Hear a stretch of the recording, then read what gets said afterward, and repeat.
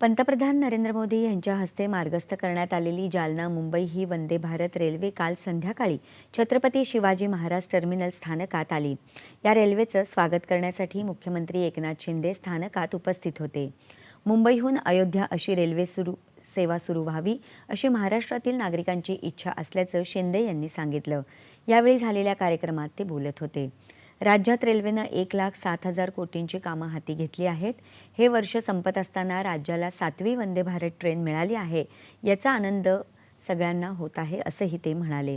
त्यानंतर मुख्यमंत्र्यांनी गाडीतून आलेल्या प्रवाशांचं स्वागत केलं आणि या ट्रेनमधल्या सोयी आणि सुविधांविषयी प्रवाशांकडून जाणून घेतलं। प्रवाशांनी देखील यावेळी समाधान व्यक्त केलं।